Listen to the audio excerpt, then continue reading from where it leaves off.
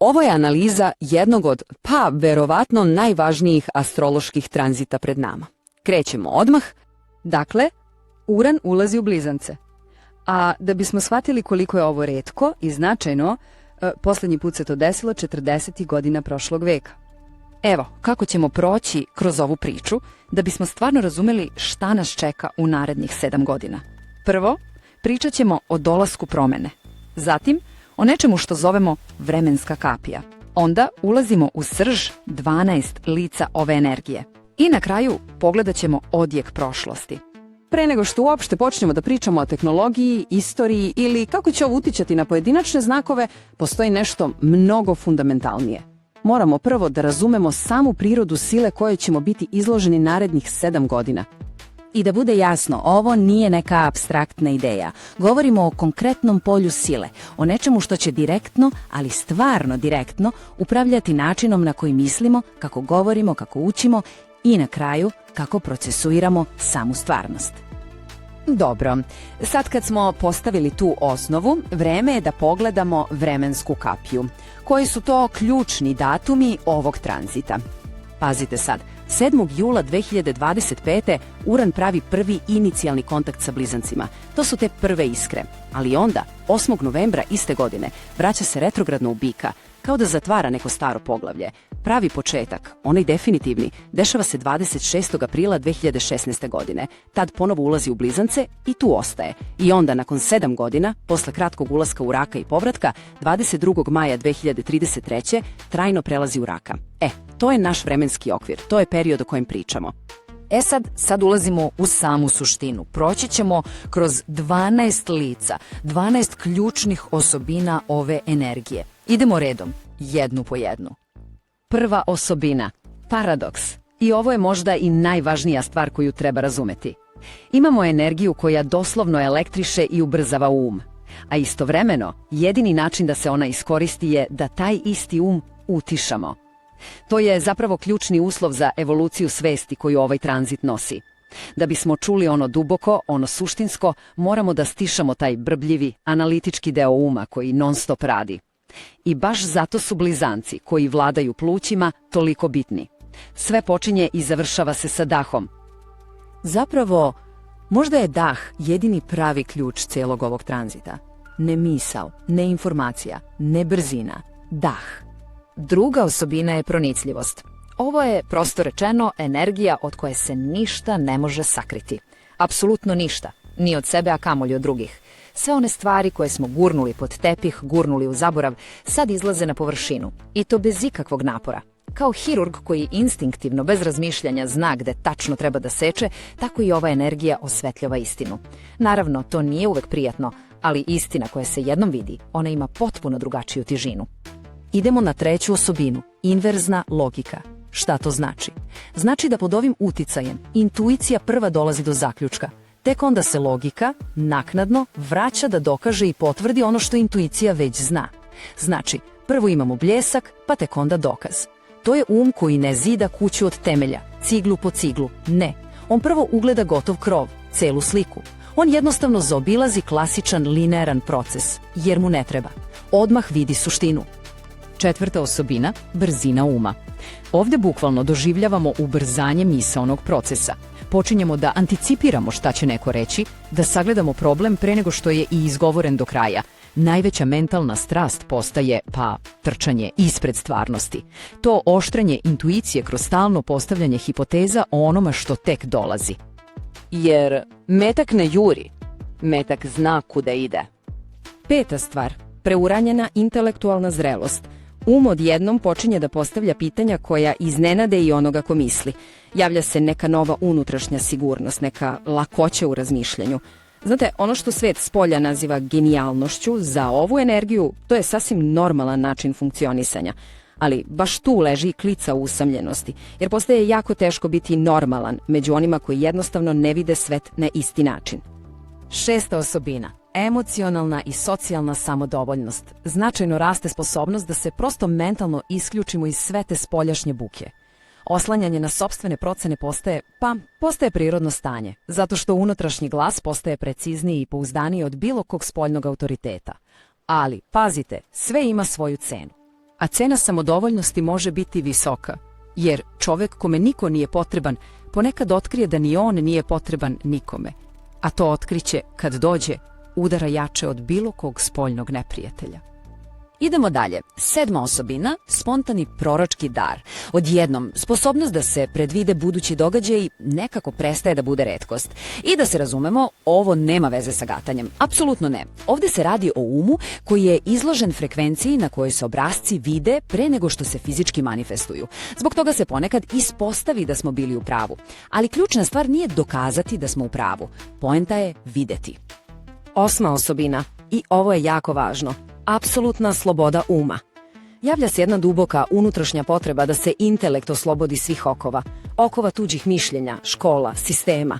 Raste skoro pa prezir prema nametnutim normama. Međutim, i tu postoji caka. Pravi uspeh dolazi tek onog trenutka kada se nauči kako da se funkcioniše unutar sistema, ali sa potpunom, apsolutnom unutrašnjom distancom. To je ključna formula za ovaj tranzit. 9. Bljeskovi. Postaje provodnik, kanal za iznenadne, briljantne, genijalne uvide. To je savršena sinteza intuicije i logike. Ali postoji i opasnost. Previše tih bljeskova može da dovede do neurološkog preopterećenja, do konfuzije. Zato je ključ u tome da se pusti intuicija da vodi. Logika je tu samo da prati i da beleži. Treba zapamtiti jednu stvar. Ovaj može da bude i katedrala i požar u katedrali. Zavisi od toga ko drži ključ. 10. osobina nas uči nečemu ključnom. Razlici između mišljenja i istine. Počinjemo da jasno razlikujemo ljudsko mišljenje, ono što se gradi od činjenica, detalja i što uvek vodi u sumnju, od univerzalne istine. A ona se ne gradi, ona se prepoznaje, trenutno, i pruža apsolutnu jasnoću. Pravo oslobođenje dolazi onog trenutka kada se shvati velika slika. Prvo intuicijom, a ne beskonačnim prekupljanjem detalja. Jer, zapamtimo, čovek koji čeka savršenu informaciju pre nego što krene, on neće krenuti nikad. 11. osobina, nelinearno razmišljanje. Klasična linearna logika odjednom počinje da deluje, frustrirajuće, ograničavajuće. Razvija jedno potpuno drugačiju arhitekturu. Arhitekturu koja uočava direktnu sponu između metafizičkog i fizičkog sveta. Dolazi do spoznaje da ono nevidljivo zapravo uzrokuje ono vidljivo. Ali da bi se to videlo, mora se napustiti taj linearni korak po korak način razmišljanja.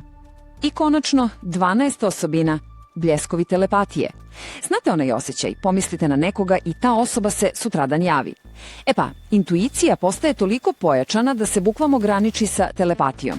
Se pretvara u prijemnik za signale koje drugi ljudi jednostavno ne registruju. Ali treba zapamtiti i drugu stranu medalje. Ako mi možemo da čujemo druge, velika je verovatnoća da i drugi mogu da čuju nas. Dakle, ovo je 12 lica energije koju ćemo biti izloženi od aprila 2026. Punih 7 godina. Ali ključna stvar je, ovo se sve već jednom desilo. Tačno pre 84 godine imali smo istog Urana, u istom znaku, u blizancima. A ono što se tada desilo, recimo samo da je promenilo čitavu civilizaciju. Ali više o tome pričat ćemo u sledećem delu. Kroz istoriju postoje obrasci, događaji koji su, iako razdvojeni čitavim vekovima, nekako povezani istim potpisom, istom logikom. U prvom delu smo pogledali tu sirovu energiju Urana u blizancima, a sada idemo dublje da vidimo kako se ta ista energija manifestovala kroz 500 godina i kakav je neizbrisiv trag ostavila na čovečanstvu. I onda se naravno postavlja pitanje, da li se ovo već desilo? Odgovor je da. Itekako. I to više puta. I svaki put, ali baš svaki put, civilizacija se promenila nepovratno. Nije to bilo postepeno, nije bilo tiho. Ne, bila je to eksplozija komunikacije koja je dovela do rušenja dogme, a to je vodilo u rat. Uvek ista 3 elementa, uvek isti redosled, uvek ista neumoljiva logika. Prvi element, sve uvek počinje iznenadnim, revolucionarnim tehnološkim skokom. To onda, kao domino efekat, pokreće drugi element, kolaps uspostavljenih verovanja i strukture moći. I na kraju, treći, dramatični čin ovog obrasca, rat. Vratimo se sada u prošlost, da vidimo taj obrazac na delu. Negde oko 1440. godine Johannes Gutenberg pravi prvu štamparsku presu sa pokretnim slovima. Do tog momenta, zamislite, svaka knjiga na svetu je prepisivana rukom Informacija je bila, pa ona je bila vlasništvo onih koji su je čuvali. Crkve, aristokratije jedne malobrojne elite. Presa je to promenila. Ne preko noći, ali zauvek. Nekih 80 godina posle Gutenberga ta ista presa dobija svog vojnika, Martina Lutera. Pre njega 3/4 svih knjiga u Evropi štampano je na latinskom. Do 1525. godine 80% knjiga u Nemačkoj izlazi na narodnom jeziku. To je bila prava lingvistička revolucija.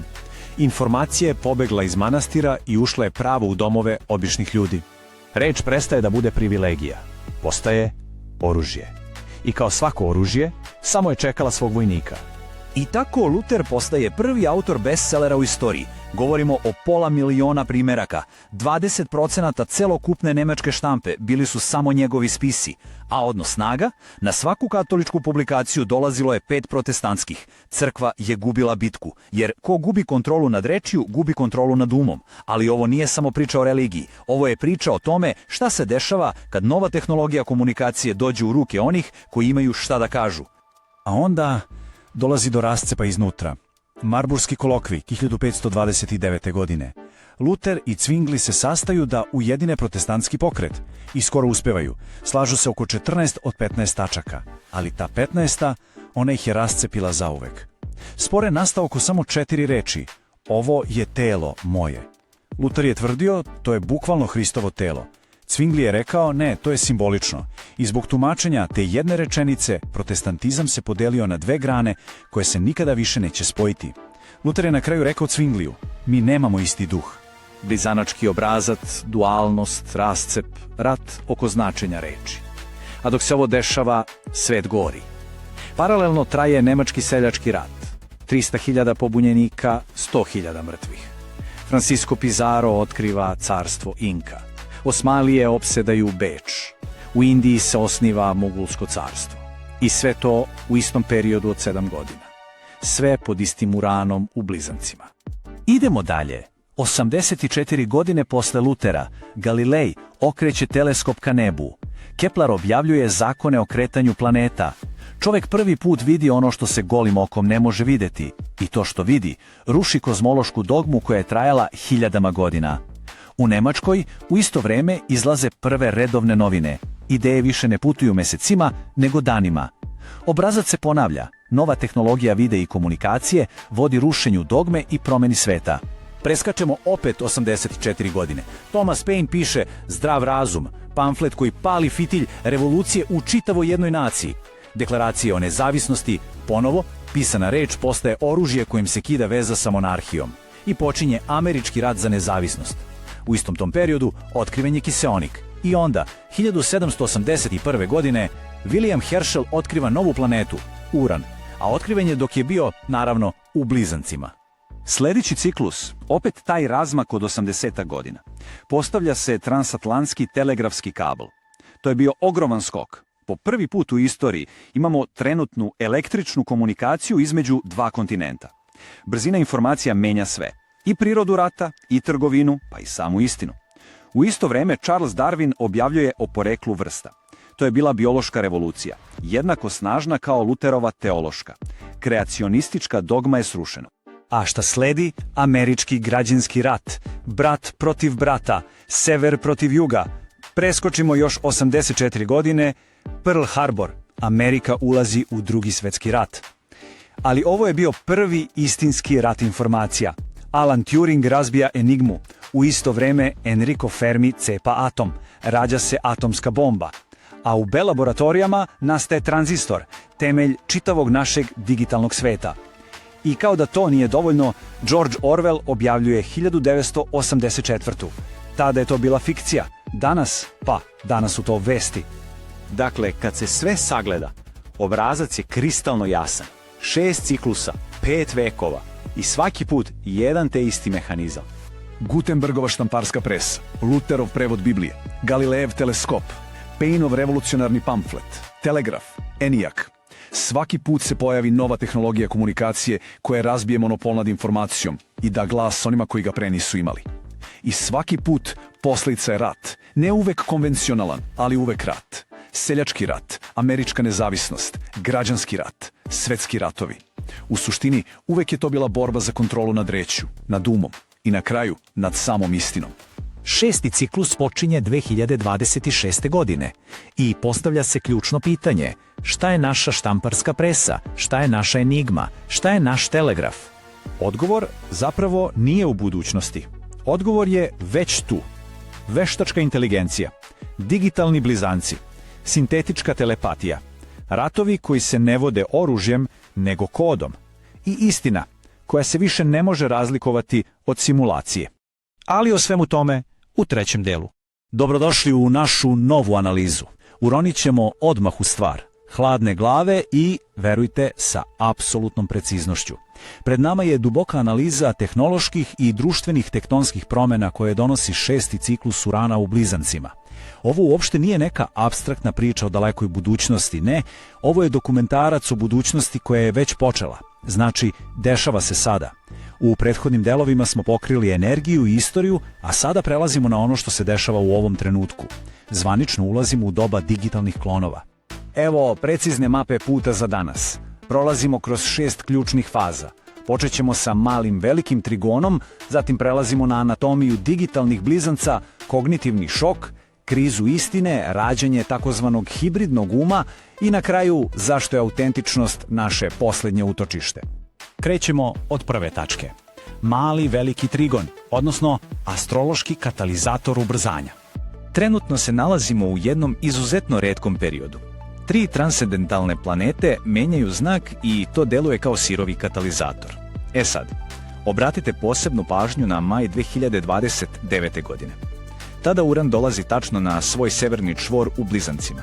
To je dvostruko pojačanje, doslovno maksimalna amplituda. Da bismo to stavili u perspektivu, poslednji put smo imali ovakvo poravnanje davne 1945. Znači, ovo ne stvara samo običnu promjenu, ovo ekstremno ubrzava našu realnost. Nakon toga u junu 30. očekuje nas sam vrhunac ere klonova, a odmah zatim i oštra 4-mesečna kriza prilagođavanja. Plan je, ili barem nada, da tek negde krajem 32. godine čovečanstvo zapravo ovlada ovim tehnologijama, umjesto da tehnologija potpuno ovlada nama. Idemo na drugi deo. Anatomija digitalnih blizanaca i kraj ere pasivnih alata. Ovaj tranzit označamo jedan apsolutni, definitivni kraj ere u kojoj je veštačka inteligencija bila samo onaj pasivni alat na ekranu. Gotovo je sa tim. Ulazimo u doba takozvane agentne veštačke inteligencije. Više ne govorimo o prostim chatbotovima koji samo oponašaju kako mi pišemo. Ne, mi sada doslovno stvaramo digitalne blizance samih sebe. To su virtualni entiteti sposobni za nezavisno rasuđivanje. Oni usvajaju naše specifične logičke obrazce, pa čak i naše emocionalne tikove.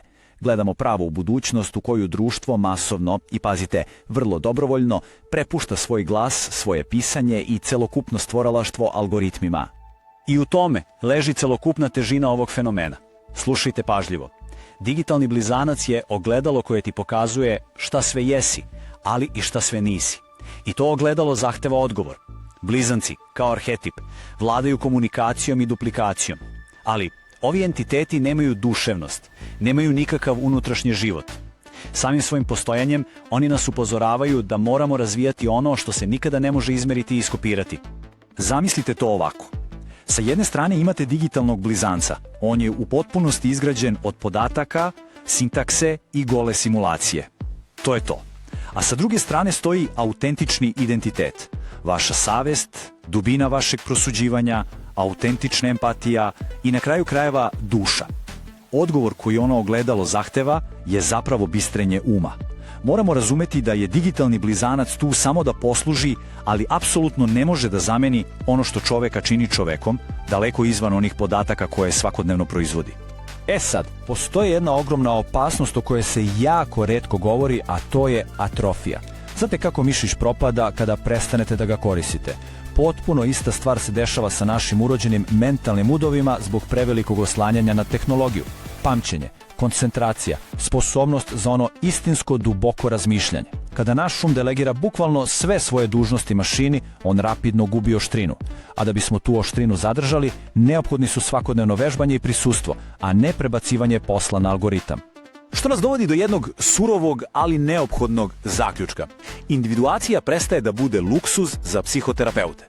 Postaje uslov preživljavanja. Oslobađanje od nametnutih autoriteta i tih toksičnih obrazaca više nije samo stvar ličnog razvoja u slobodno vreme. Ne, to je sada jedini način da se opstane pod udarom ove apsolutne tehnologizacije. Zato što samo ono što je duboko i zaista izvorno u nama može da preživi ovu vrstu evolutivne selekcije. Treći deo. Kognitivni šok nervnog sistema i preopterećenje ljudske biologije. Ako pogledamo medicinsku astrologiju, Uran vlada centralnim nervnim sistemom i našim električnim impulsima, dok blizanci vladaju perifernim nervnim sistemom, dakle onim koji prenosi informacije između našeg tela i spoljašnjeg sveta, i to stvara čistu mehaniku šoka. Šta se zapravo dešava? Informacije se kreću brzinom koja drastično prevazilazi naše biološke kapacitete da ih uopšte obradimo. Kao direktan rezultat toga, stari obrazci razmišljanja se doslovno lome i to pre nego što novi uopšte stignu da se formiraju. Svest ostaje zaglavljena u stanju jednog hroničnog mentalnog preopterećenja i da se razumemo, ovo nije nikakva apstraktna teorija, ovo je biološki proces koji se uveliko odvija u svima nama. Četvrti deo. Kriza istine i poverenja. Prelomni trenutak kada informacija postane puki šum. Ovaj biološki šok je direktno povezan sa društvenim kolapsom. Blizanci su primarni znak učenja i podataka, a Uran tu donosi jedan impuls radikalne demokratizacije koji doslovno ruši stare sisteme. Kako to izgleda u praksi? Sve počinje tamo gde profesionalac odustane od svog poziva, postane lenj, kad novinar prestane da kopa i istražuje ili kad stručnjak prestane da produbljuje svoju temu, veštačka inteligencija istog trenutka preuzima, i to ne silom, već zato što smo je sami pozvali. Ona tada prestaje da bude pomoćnik i postaje primarni proizvođač sadržaja. Mi ubrzo gubimo sposobnost da primetimo razliku. Poverenje u izvor nepovratno isparava, a bez poverenja svaka informacija se pretvara u običan šum. Najstrašnija posljedica ovog procesa su takozvane iluzije istine. To su oni sintetički sadržaji koji zvuče i izgledaju savršeno istinito, ali to prosto nisu. Kada ih ima u ovolikoj meri, mi kao društvo potpuno odustajemo od traganja za onom pravom istinom. Ne zato što je ona nedostižna, već zato što gubimo veru da ona uopšte i postoji. I tu dolazimo do jedne poražavajuće konstatacije. Ono neistinito usled navike biva draže od istine. Stižemo do petog dela. Hibridni um i globalni mozak. Rađenje tehnološke telepatije. Ovdje govorimo o onom strogom inženjerskom aspektu. Pored naše unutrašnje intuicije, imamo taj eksterni razvoj interfejsa koji direktno povezuje mozak i mašinu. Znači, komunikacija putem frekvencija i neurotehnologije. Ono što je mistika opisivala hiljadama godina, danas se doslovno proizvodi u laboratorijama. Pred našim očima rađa se novi entitet, Homo connectus. To je hibrid, jedna umrežena inteligencija koja potpuno briše one fizičke granice između pojedinačnih umova. Više nismo u domenu isključivo biološkog čoveka, a nismo ni čista mašina. I to nas gura preko svih poznatih granica i otvara neka potpuno nova, iskreno zastrašujuća pitanja. Postavimo ih ovdje sasvim jasno, hladne glave. Gde prestaje tvoja misao, a počinje tuđa? Gde prestaje tvoja odluka, a počinje algoritmova? U ovakvoj globalno umreženoj inteligenciji ovo više nisu neka fina filozofska pitanja za akademske debate. Ovo sada postaju konkretni inženjerski i biološki problemi našeg svakodnevnog postojanja. I konačno šesti deo. Autentičnost kao posljednje utočište. Ovo nas polako dovodi do posljednje i apsolutno najdublje teme ove naše analize. Do autentičnosti. Vidite, ako taj digitalni blizanac sutra može do tančina da iskopira vaš glas, vaš stil, pa i same vaše obrasce razmišljanja, šta onda tu zaista ostaje neprikosnoveno i isključivo ljudsko? Da bismo to suštinski razumjeli, jako je zanimljivo da se osvrnemo i pogledamo kako su različite drevne civilizacije na ovo isto pitanje davala odgovore hiljadama godina pre nego što je uopšte skovana reč za veštačku inteligenciju. Krenimo prvo od afričke filozofije Ubuntu. Ona nam poručuje jednu predivnu stvar. Ja jesam jer mi jesmo. Osoba je osoba isključivo kroz druge osobe. Dakle, autentičnost nije nikakva izolacija, nego naprotiv jedna duboka integracija sa zajednicom. Ugnjetavač mora biti oslobođen isto kao i onaj koji je ugnjetavan, jer čovek koji drugome oduzme slobodu zapravo postaje zatvorenik sopstvene mržnje. Prema ovom dubokom učenju, svaki zločin direktno oštećuje ontološku supstanciju samog počinioca. Zatim, ako pređemo na istok, kineski taoizam poznaje jedan predivan termin, ziran, što bi u prevodu značilo samo takvost. To je ono stanje apsolutne prirodnosti i spontanosti, potpuno oslobođeno od svih mogućih veštačkih konstrukcija. prava sloboda dolazi iz povratka sopstvenoj prirodi, a nikako iz neprestane borbe protiv sveta oko nas. Zamislite samo drvo. Ono raste naprosto jer mu je to u prirodi i to radi bez ikakvog pravdanja ili trošenja energije na objašnjavanje samog sebe. Vrlo slično tome, japanski zen budizam nam govori o konceptu mušina, takozvanom praznom umu, i o potpunom odsustvu ega. Ego se ovdje posmatra kao jedna obična iluzija, a naša grčevita vezanost za taj ego je zapravo glavni izvor ljudskog robstva. Istinska sloboda dolazi tek u onom trenutku kada prestanemo sa afirmisanjem tog malog fiktivnog identiteta. Tek tada naša akcija postaje apsolutno fluidna, spontana i potpuno lišena bilo kakvog oklevanja. Praznina uma nam zapravo omogućava onu najintenzivniju moguću manifestaciju slobode postojanja. Sa druge strane, indijski darmički sistemi nam poručuju sledeće. Čovek uvek ima tu ultimativnu slobodu da bude saosećajan, pa makar apsolutno svi oko njega bili okrutni. Čovek ima slobodu da meditira, čak i kada svi drugi oko njega besciljno i prazno gube svoje dane u tom nekom digitalnom prostoru. Biti potpuno slobodan od grčevite vezanosti za rezultate sopstvenih akcija, pa upravo to je pravo istinsko prosvetljenje. I na samom kraju, ajde da se okrenemo zapadnoj filozofiji kroz jedan zaista neverovatan istorijski kontrast.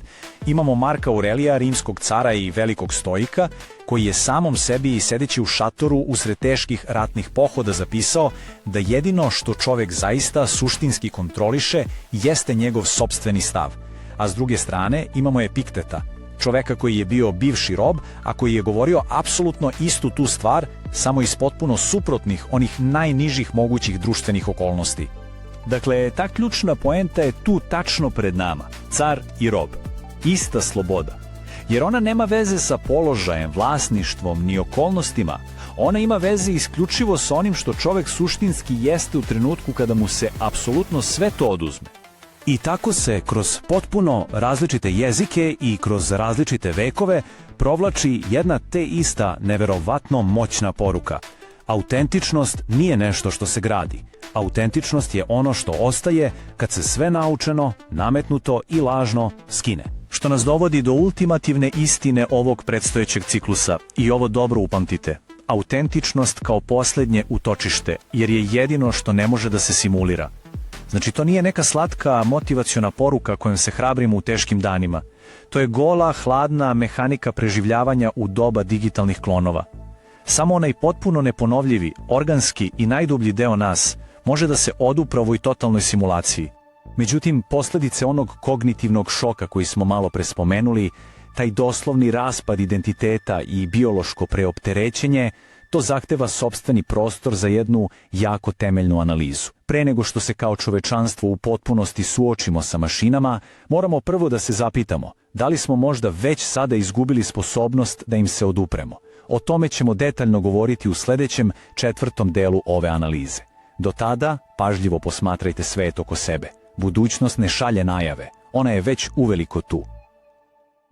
Uran u blizancima nije samo još jedan astrološki fenomen. Ovo je čista neurološka teritorija.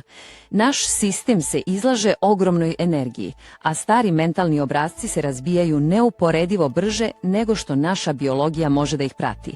Blizanci predstavljaju periferni nervni sistem, Uran predstavlja centralni. Njihovo spajanje izaziva kratke spojeve.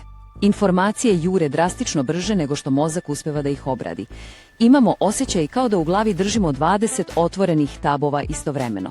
Nastupa apsolutna sintetička konfuzija. Stručan naziv za to stanje je kognitivni šok. Naš intelekt drastično prestiže naše emocije.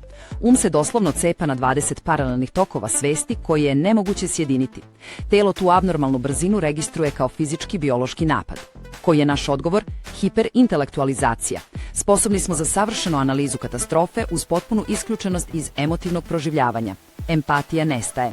I tako upadamo direktno u dopaminsko-kortizolsku zamku. Javlja se nezaustavljiva potreba za sledećim brzim stimulusom sa ekrana, dok nas istovremeno guta hronična anksioznost. Moderna tehnologija ovaj pritisak dovodi do pucanja. Poznata dualnost blizanaca je pod Uranom gurnuta u bizarne ekstreme. Deepfake, autonomni algoritmi, AI sadržaji. Granica između fikcije i realnosti je u potpunosti izbrisana. Mozak gubi oslonac sopstvenim čulima i upada u hroničnu nesigurnost. Objektivna istina nije uništena, ali je potopljena u okean polustina i fabrikacija. Rezultat je jasan. Ono što je nekada bio isključivi simptom teške traume, poput fragmentacije identiteta i unutrašnje praznine, sada je masovna pojava kod potpuno zdravih ljudi. Zašto? Zato što su biološki preopterećeni. E sad, zastanimo ovde. Zapadni um je vekovima, znate, građen na strogom binarnom principu. Crno ili belo, uspeh ili neuspeh. Ali sada, taj rigidni kognitivni aparat jednostavno kolabira. Suočavamo se sa složenim paradoksima, koji ne nestaju samo zato što smo na silu izabrali jednu stranu. I zato dolazimo do pravog evolutivnog odgovora. Prelazak na razmišljanje oba i. To je sposobnost da istovremeno, potpuno mirno, prihvatimo postojanje dve suprotne, ali sasvim validne pojave. Zaboravite na onaj luksuzni filozofski koncept. Ovo je sada apsolutni uslov za očuvanje zdravog razuma. U svetu gde je informacija i istinita i lažna, moramo moći da zadržimo obe istine odjednom. Duhovna i neurološka zrelost se ne meri količinom podataka, meri se sposobnošću mirnog sedenja u krilu paradoksa. Ovo nam zapravo otvara potpuno novu, kvantnu viziju sveta. Više nemamo onu staru, linearnu priču gde sve ide korak po korak. Ne, sve je isprikidano, granularno, prepuno neočekivanih skokova. Ne ostavljamo staro za sobom, već se biološki širimo da bismo obuhvatili to novo. To nas dovodi do prve velike teme ovog objašnjenja. Nervni sistem kao grlo boce i naš biološki kontejner. Zašto grlo boce? Zato što moderni nervni sistem funkcioniše u stanju hronične simpatičke aktivacije. Mi primamo ogromnu kosmičku energiju kroz naše energetske kanale, mnogo pre nego što uopšte uspe da je registruje. Fizički primamo više nego što možemo da podnesemo. A kad je sistem preopterećen, on automatski bira puko plemensko preživljavanje umjesto neke sofisticirane istine. I zato obratite pažnju na ovo. Prednost u budućnosti neće pripadati onima sa najviše informacija. Pripadaće onima koji mogu ostati jasni usred haosa. Samo oni će moći da izdvoje bitan signal iz okeana šuma. Zato prelazimo na drugu temu. Regulacija kao suverenitet i uzemljenje fizičkog tela. Pazite, rad na regulaciji nervnog sistema više nije samo neki lep wellness trend. To je sada postao strogi, apsolutni preduslov za nezavisno mišljenje i našu biološku nadogradnju. Zbunjen prelako pristaje na tuđe narative tražeći malo mira. Most se ne gradi odozdo na miše, most se baca odozgo nadole. Šta to u praksi znači? Ne možemo silom intelekta izgraditi taj prelaz, ali možemo pripremiti telo. Uzemljenje, tišina i mir ne grade most. Oni naprosto pripremaju tlo kako bi taj most mogao bezbedno da sleti. A kako astrološki aspekti diktiraju ovo unutrašnje stanje? Vidite, imamo 3 ključna momenta. Kad Uran pravi dobar aspekt, recimo trigon sa Plutonom, mi osjećamo neverovatnu jasnoću, čistu intuiciju i intelektualni suverenitet. Sa druge strane, kad ostane bez podrške, nastupa ono bolno informativno preopterećenje. Ali najvažnija tačka je zapravo spajanje Urana sa Saturnom, koje nas čeka 2032. i 2033. godine. Saturn tada donosi konkretnu formu. Ono što je bilo razbijeno, tada mora dobiti čvrstu strukturu. Ko do tog trenutka razvije kapacitet da izdrži ovaj mentalni napon, dobija sjajnu stabilnost. Ko to ne uradi, nažalost, bit će strukturiran po tuđim pravilima. I time dolazimo do trećeg, izuzetno važnog dela. Arhitekture disanja kao instrumenta svesne evolucije. Zašto baš fokus na disanje? Stvar je biološki fascinantna. Blizanci vladaju našim plućima, grlenom čakrom i zvukom, a Uran vlada centralnim nervnim sistemom i elektricitetom u nama. Kad se oni spoje, dah prestaje da bude samo automatika. On postaje bukvalno naš glavni alat za evoluciju. Celokupan ovaj tranzit ima svoj makroritam disanja. I na ovoj liniji pred nama možemo vidjeti 3 velike etape. Fazu 1 od 2025. do 2029. godine, prelomnu tačku 2029. godine i onda fazu 2, kolektivnu rezonancu, sve do 2033. godine. Ajde da detaljno prođemo kroz ovaj neverovatan kosmički ritam jer je matematički besprekoran. Prvo, od septembra 2025. pa sve do 2029. godine svake jeseni imamo retrogradni hod. To je naš sistemski udah i on se dešava strogo u znaku Device. Zatim svakog februara tokom tih godina imamo direktni hod i izdah i on se uvek odvija u znaku Vodolije. Ono što je ključno jeste da se nakon 2029. godina čitav ovaj mehanizam trajno pomera. potpuno menjamo ritam i od tada pa sve do marta 2033. godine ulazimo u suptilniju energiju znakova vage i riba. Šta nam donosi faza 1 od 2025. do 2029. godine? Mi je zovemo hardverska kalibracija jer je to period najosnovnijeg biološkog preživljavanja. Dok Uran neviđeno ubrzava misli, onaj udah u devici nam daje šansu da tu energiju svarimo i filtriramo parazitske informacije. Tim udahom mi bukvalno stimulišemo vagus nerv i obaramo puls. Zatim, kroz izdah u vodoliji, mi primamo taj čisti elektricitet. Pune 4 godine mi samo stabilizujemo sopstveni operativni sistem da ne bismo pregoreli na pola puta. A onda stižemo do prelomne tačke. Godina 2029. Ovo je apsolutno monumentalan zaokret. Do te godine naš biološki hardver se već adaptirao. Promena je usvojena. I pošto nam više ne treba onaj grčeviti odbrambeni mehanizam za preživljavanje informacija, intelekt sa ogromnim olakšanjem predaje štafetu empatije i harmoniji. To nas neosetno uvodi u fazu 2, kolektivnu rezonansu, od 2029. do 2033. godine. Sada je ritam disanja prebačen u vagu i ribe. Fokus se sa ličnog preživljavanja radikalno seli na interakciju sa drugima. Više ne dišemo samo da bismo smirili svoj um. Dah sada postaje metoda dubokog kolektivnog slušanja. Razumete li? Ne možemo iskusiti tu prelepu povezanost ako smo prepuni stresa. Zato nam je kosmos i dao one prve 4 godine za ličnu stabilizaciju. Do 29. dišemo da bismo preživeli sopstveni um. Od 29. dišemo jer imamo mnogo veći priliv energije, empatičnosti i oduhovljenosti. U pozadini svega ovoga, unutar mozga odigrava se jedno potpuno neverovatno neurogranjanje. Naš um se biološki preraspojava, ali da bi ta fina mentalna nadogradnja prošla uspešno, mi moramo telu da stvorimo fizički prostor kroz redovno svesno usporavanje. I zato, kada nam se svest ipak prepuni i dođemo do tačke pucanja sa simptomima fragmentacije, moramo primijeniti ove ključne korake. Imperativ je doslovno napustiti glavu, izaći iz kognitivnog prostora. Kako? Dišite duboko, hodajte fizički, senzorno posmatrajte predmete u svojoj okolini.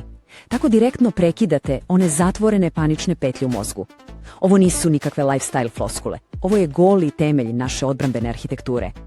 A za sve nas ovde postoji i jedno predivno ohrabrenje. Između proleća 2028. i maja 2029. godine otvara se fantastičan prostor. Tada ćemo konačno, kolektivno, dobiti isceljujuće odgovore na svu ovu konfuziju o kojoj danas pričamo.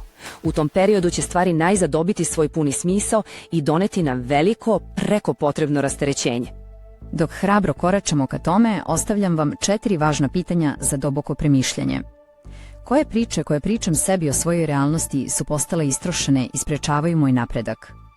Gde mi to mentalna preopterećenost i informacioni šum blokiraju sposobnost da čujem sopstvenu genijalnost? Da osjećam unutrašnji nemir ne kao problem koji treba rešiti, već kao jasan signal da su postojeće životne strukture postale preuske. I na kraju, kako se moja definicija sigurnosti promenila u posljednjih nekoliko godina i šta mi je sada zaista vredno? U svetu 20 otvorenih tabova, jedini način da ostanemo čitavi je da ponovo postanemo gospodari sopstvenog daha i pažnje. Ima da je ovaj biološki pritisak zastrašujuć, on nas zapravo genijalno inspiriše, gura nas napred ka novim, fascinantnim ljudskim izumima. A kako da te izume i genijalne uvide najbolje iskoristimo, saznaćemo već u sledećem objašnjenju ovog neverovatnog procesa ovde na Astro Engineers kanalu. Do tada posmatrajte svet oko sebe i naravno dišite duboko. Dobrodošli u nastavak naše analize materijala sa kanala Astro Engineers. Znači, do sada smo prošli kroz energiju, kroz istoriju, kroz tu neku dolazeću tehnologiju i naravno šta sve to radi našem nervnom sistemu i umu. Sad dolazimo do onog pitanja koje je možda i najlepše od svih. Šta nam tačno ova specifična energija može inspirisati? Kakve ideje, kakve izume i otkrića? Vidite, Uranij u Blizancima prolazi kroz 30 stepeni jednog znaka i svaka 12 tog znaka nosi energiju potpuno drugog zodijačkog arhetipa. Svaki od tih arhetipova pali lampicu za drugačiji pravac otkrića. Važno je da se razumemo odmah na početku. Ovo nisu nikakva mistična proročanstva, to su stručne pretpostavke iz materijala koje analiziramo. To su ideje koju uranijanska energija bukvalno može da lansira u realnost. I kao što ćete vidjeti, neki od njih su nam mnogo bliže nego što na prvi pogled mislite.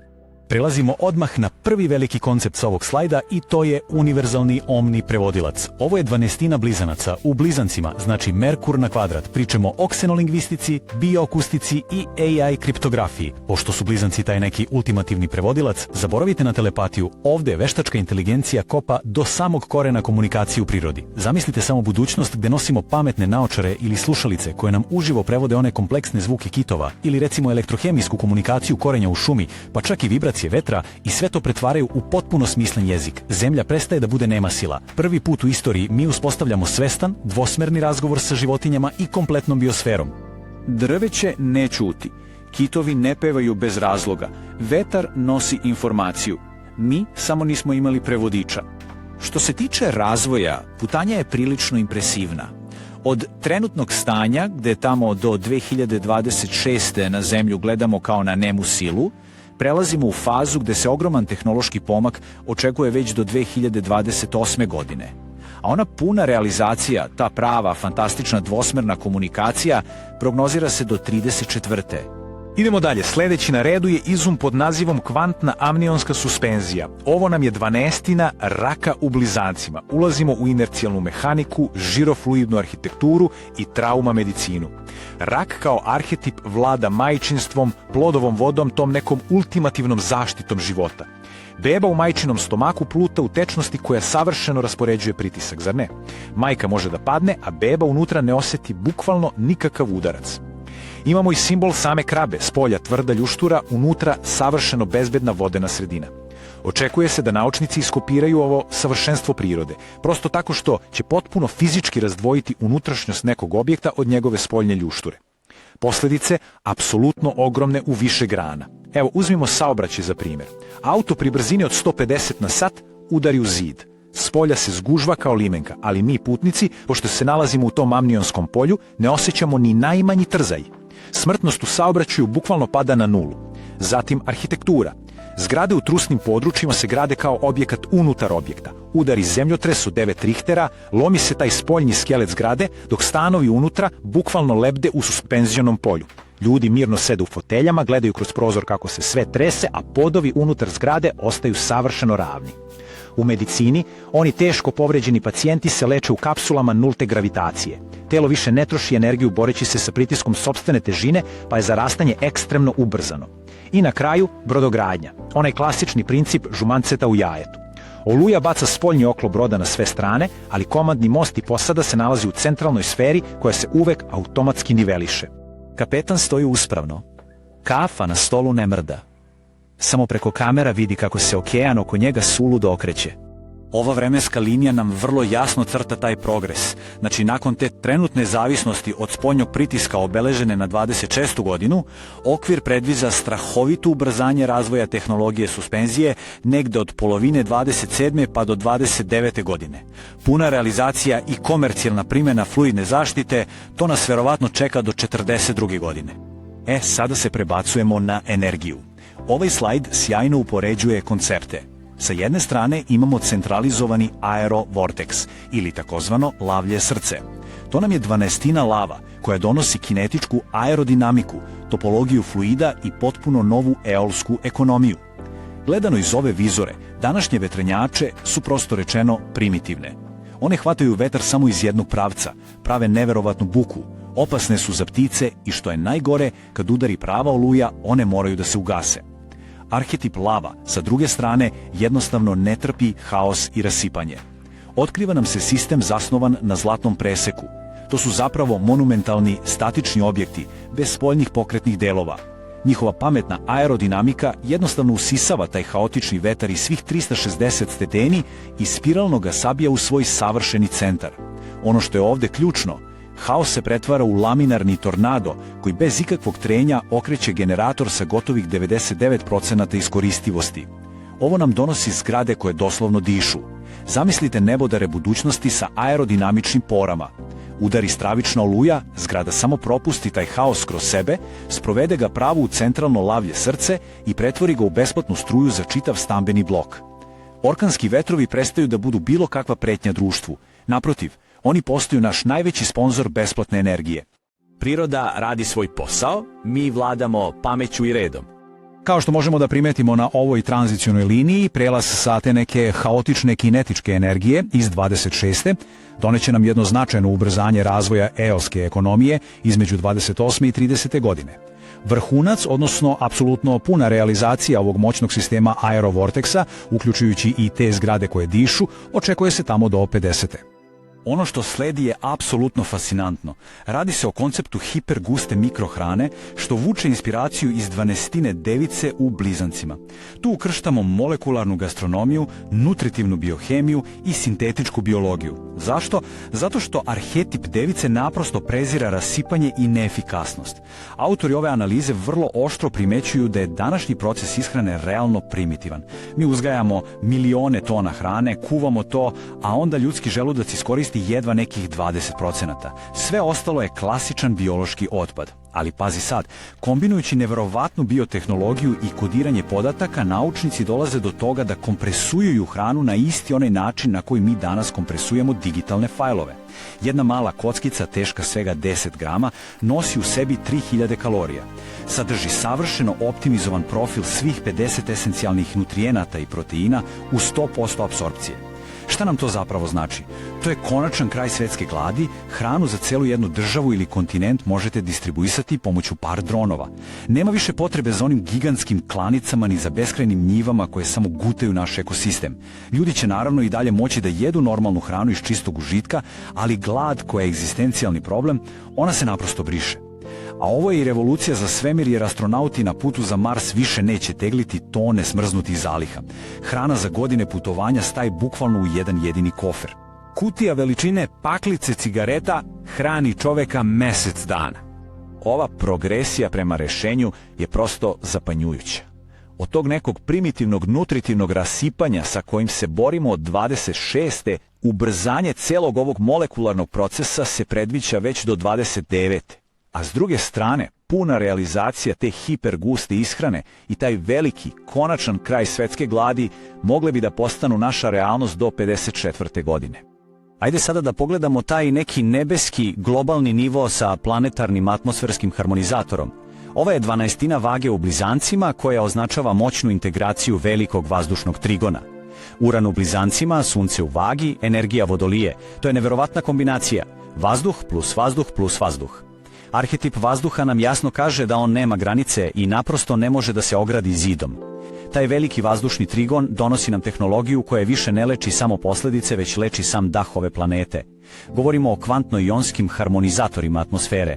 Oni rade tako što na subatomskom nivou razbijaju apsolutno sve toksine, štetne čestice i ugljen monoksid direktno u samom vazduhu i pretvaraju ih skoro u sekundi u čist, svež kiseonik. Čist vazduh prestaje da bude nekakva luksuzna privilegija i postaje besplatno, neotuđivo pravo apsolutno svakog živog bića. Zahvaljujući ovome, astma i sve one teške respiratorne bolesti jednostavno padaju na nulu. A taj kristalno čist vazduh s onim savršenim balansom negativnih iona, on direktno i neometano hrani ljudski mozak. Mentalno smirenje je celog čovečanstva, jer dobija savršeno gorivo. Užasno je zanimljivo pratiti ovu tranziciju. Proces započinje jasnim prepoznavanjem ogromne nejednakosti oko čistog vazduha 26. a nastavlja se jako snažnim ubrzanjem razvoja tih ionskih harmonizatora negde do 31. Puna planetarna realizacija ovog sistema očekuje se do 61. godine. Sada dolazimo do koncepta koji fenomenalno oslikava promenu kompletne ekološke paradigme na Zemlji. Tema je molekularna dekonstrukcija otpada, odnosno 12 škorpija u blizancima, ekološki mega inženjering podzemlja, kvantna reciklaža i plazma gasifikacija. Da se ne lažemo, današnji pristup rešavanju smeća je mračan. Mi iskopamo rupetinu u zemlji, bacimo unutra milione tona otrova i nadamo se da će to samo od sebe da nestane. Ali uran u blizancima donosi spoznaju koja iz korena menja sve. Običan komad toksične plastike i onaj najčistiji, najvredniji dijamant zapravo se sastoje od potpuno istih atoma ugljenika. Razlika je samo što su ti atomi drugačije raspoređeni u prostoru. Zahvaljujući tome, stare deponije iznenada postaju ubedljivo najvredniji rudnici na planeti. Nastaju gigantska postrojenja koja, koristeći ekstremne frekvencije i plazmu, i to potpuno bez vatre i dima, bukvalno razbijaju nakupljeni otpad nazad na osnovne atome. Iz svog tog smrdljivog haosa izvlače se najčistiji blokovi ugljenika za baterije i grafen, boce vodonika za gorivo, destilovana voda i hrpa retkih metala. Ovde se dešava taj ključni obrt, đubre postaje isplativije od nafte. Reč smeće se prosto zauvijek briše iz rečnika. Čak i onaj najotrovniji talog, medicinski otpad, kancerogene hemikalije, sve to prolazi kroz molekularnu transformaciju. Toksičnost se nasilnim raskidanjem veza potpuno poništava i najgori otrov pretvara se u sasvim bezopasno staklo, a sama zemlja ispod fabrika se trajno i potpuno čisti.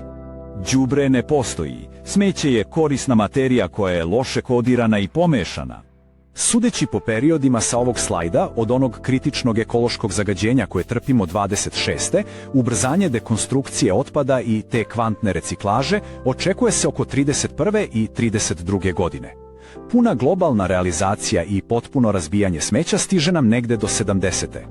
Prebacujemo se sada na posljednji tehnološki koncept sa spiska, mrežu bioničkog planktona. Ovo je moćna 12. riba u blizancima koja kombinuje kvantnu okeanografiju, sintetičku biologiju i bioremedijaciju. Svi znamo da arhetip riba nosi duboku moć rastvaranja. One brišu oštre granice, čine da stvari u vodi prosto nestanu. Uran u blizancima tu osobinu koristi na najbolji mogući način. Jasno nam je da se okean ne može očistiti nekim ogromnim brodovima i mehaničkim mrežama, to je naprosto previše grubo za takvo prostranstvo. Umjesto toga, odgovor dolazi u obliku miliona tona nevidljive, potpuno pametne morske prašine. To je sintetički mikroplankton, čiji je jedini zadatak na ovom svetu pronađi, rastvori i isceli. Sva ona stravična ostrava smeća po Pacifiku, kao i svaka najmanja čestica mikroplastike sakrivena na dnu Marijanskog rova, sa ovim vremenom potpuno nestaju. Plankton prosto jede tu plastiku, jede teške metale i prolivenu naftu. Hemijskom reakcijom lomi te otrove direktno na atomskom nivou. I pazite, nusproizvod ovoga nije nikakvo novo đubre, već isključivo čista slana voda i kiseonik. Za manje od godinu dana okeani se vraćaju ono davno zaboravljeno stanje kristalne prozirnosti. Koralni grebeni koji već decenijama umiru pred nama konačno počinju da se i generišu. Mrtve zone se vraćaju u život. Kitovi, delfini i hiljade vrsta riba počinju masovno da se množe. Ceo taj podvodni svet, jednom uništen, ponovo se budi. A onda kada su okeani tako čisti, oni svetu emituju frekvenciju jednog potpunog dubokog spokoja. Jer, kako arhetip riba podsjeća, voda zaista pamti. Kad je voda izlečena, mi smo izlečeni.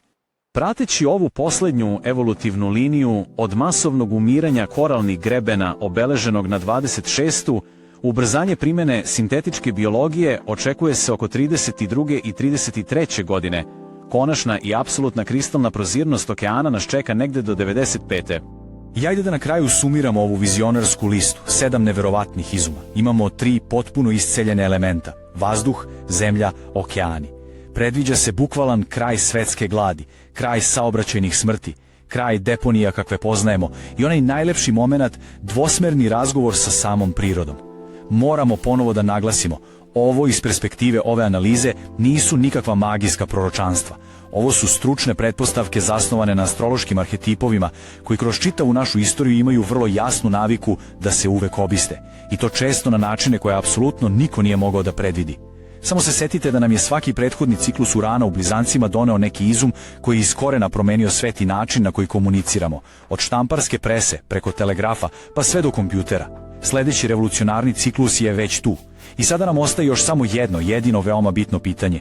Kako se cela ova monumentalna priča, ta ogromna energija, tehnologija, psihologija, ti sjajni izumi, kako se sve to spušta na nivo nas, konkretnih pojedinaca? Kako će tačno izgledati naš svakodnevni život u tim prelomnim trenucima? O tome u posljednjem delu. Dobrodošli u novu strukturnu analizu tranzita. Pred nama je tranzit Urana kroz znak blizanaca i to onaj ključni prvi deo, detaljna analiza uticaja na znakove od ovna do raka. Kroz ovo objašnjenje prolazimo kroz prva 4 neverovatna poglavlja ovog velikog ciklusa. Putovanje počinje sa ovnom i aktivacijom 2 potpuno različita nivoa uma. Zatim prelazimo na bika gde se rađa nova, moderna definicija lične vrednosti. Treći su naravno blizanci gde nas očekuje nulta distanca transformacije, dok se ova prva etapa završava sa rakom koji ulazi u svoju najdublju posljednju fazu čišćenja. Dakle, idemo redom. Počinjemo sa ovnom. Uran ovdje direktno prolazi kroz treću solarnu kuću. Treća kuća inače prirodno pripada blizancima. To je domen komunikacije, čistog intelekta, brzog obrađivanja informacija, ali i kraćih putovanja i naše neposredne okoline. Aspekt koji tranzitni Uran formira sa sunčevim znakom ovna je geometrijski sekstil, odnosno ugao od tačno 60 stepeni. Ovo je neverovatno povoljan stimulativan aspekt koji mnogo obećava, ali postoji jedna specifičnost. On od nas zahteva svesnu i odlučnu aktivaciju. Sekstil ne donosi stvari na gotovo. On otvara vrata i čeka da vidi hoćeš li proći. E sad, priča za ovna nije ograničena samo na ovaj sekstil. U pitanju je jedan vrlo redak astrološki fenomen. Istovremeno sa Uranom u blizancima, planeta Neptun prelazi u znak ovna. Ulazi direktno u taj identitet, u samo telo. Što to praktično znači? Uran ekstremno ubrzava analitički um. Ta brza, hladna logika radi punom parom. A Neptun sa druge strane istovremeno produbljuje onu drevnu intuiciju koja rastvara sve racionalne granice. Jedan planetarni uticaj elektriše, dok drugi briše ivice realnosti. Posljedica ovoga je da um počinje da funkcioniše na dva nivoa koja ranije jednostavno nisu bila moguća zajedno. S jedne strane analizira i procesuira brže nego ikada. S druge strane, osjeća se i naslučuje dublje nego ikada.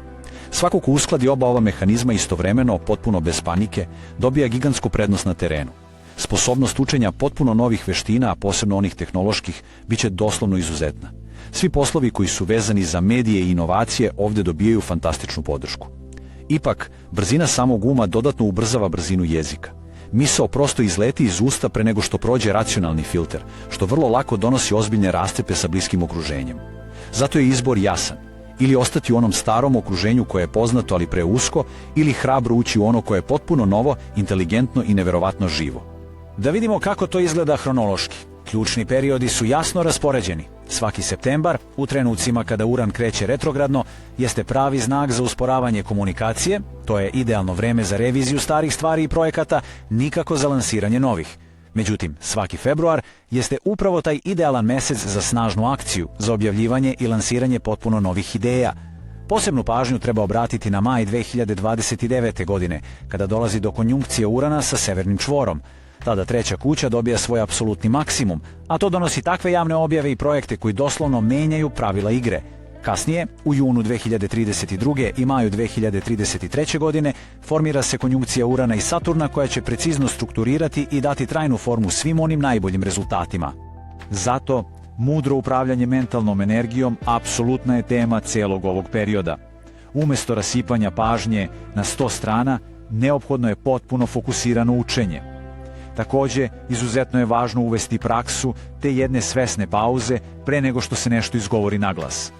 Sve ono što se sada izgovara pod ovakvim tranzitom nosi znatno veću težinu od misli i imaće neverovatan domet. Um je sada jako moćan instrument koji je nedavno dobio neverovatno pojačanje snage, a znamo da svaki instrument, da bi besprekorno funkcionisao, prvo mora redovno i pažljivo da se održava. Prelazimo na bika. Posle zaista iscrpljujućih 8 godina direktnog udara Urana na sam solarni identitet, ego i fizičko telo, ovo tlo se napokon smiruje.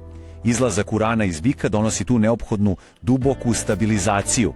Ali, prava bitka se sada tiho premešta u drugu solarnu kuću, a to je sam centar materijalnih vrednosti, finansijske sigurnosti i generalnog načina na koji čovek zarađuje za svoj život.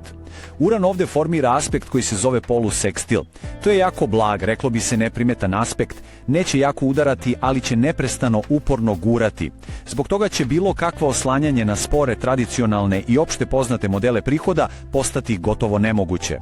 Univerzum neće dozvoliti da bik nastavi po starom. Ne zato što staro ne valja, nego zato što staro više ne funkcioniše. A praktične posljedice ovoga su ogromne. Očekuje se jedna zaista neizbežna tranzicija daleko od statičnih finansijskih modela. Naglasak prelazi na digitalnu zaradu, na snalaženje u novim tehnologijama i na participaciju u takozvanoj gig ekonomiji, gde tradicionalno zaposlenje polako gubi bitku sa fleksibilnim radom. Oni koji iz čistog straha budu pokušavali da zadrže te stare, okoštale materijalne obrazce, doživeće prilično stresne finansijske fluktuacije. Nasuprot tome, svako ko raširenih ruku prihvati tehnološku fleksibilnost, pronaći će fantastične nove prostore za širenje. Na nekom mnogo dubljem nivou redefiniše se i sam koncept lične vrednosti. Nepokretna imovina prosto gubi onaj stari, prepoznatljivi sjaj. Pitanje više nije samo u tome ko smo mi, već kako na najbolji način vrednovati sebe, svoje znanje i svoje vreme u jednog tehnološki potpuno drugačijem materijalnom sistemu. Kako to izgleda hronološki?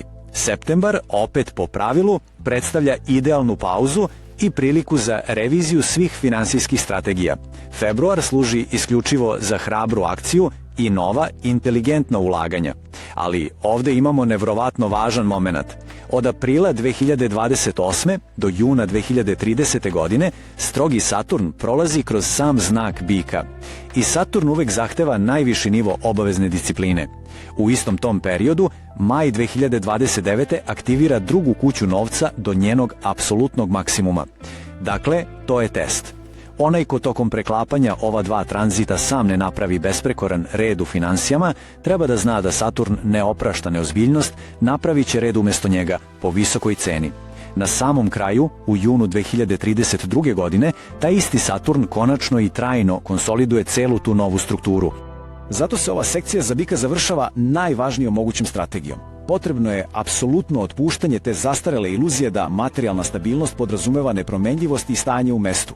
U ovom novom ciklusu stabilno je samo ono što se mudro, u skladu s vremenom, kreće.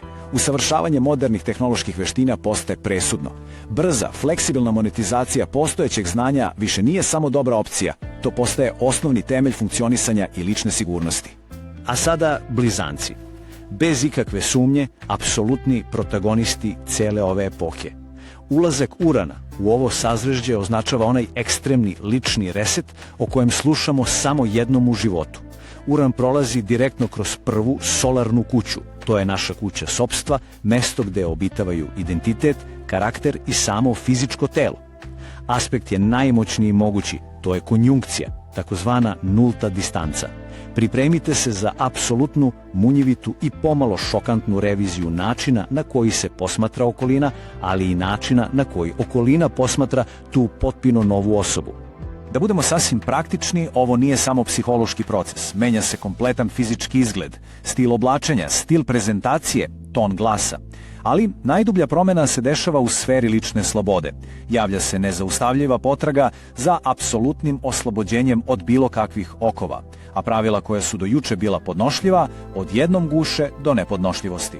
Blizanci će tokom ovog perioda zračiti takvom magnetskom harizmom da ih je nemoguće ignorisati. Ipak, bit će i strahovito nepredvidivi, jer kada Uran sedi u prvoj kući, njega zanima samo autentičnost. Očekivanja drugih ljudi u ovom trenutku jednostavno prestaju da važe. Autentičnost i pouzdanost nisu uvek ista stvar. Vremenska linija za blizance je kontinuirana, elektrifikovana evolucija.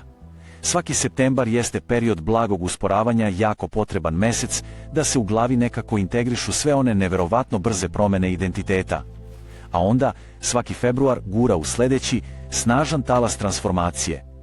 Maj 2029. predstavlja vrhunac tog elektriciteta, trenutak za jedno bukvalno ponovno rođenje samog identiteta.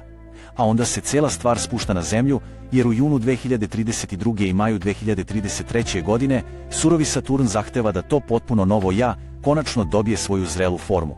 Ovoliki skok nivoa energije prirodno nosi ogroman rizik, a taj rizik se ovde zove mentalno pregorevanje.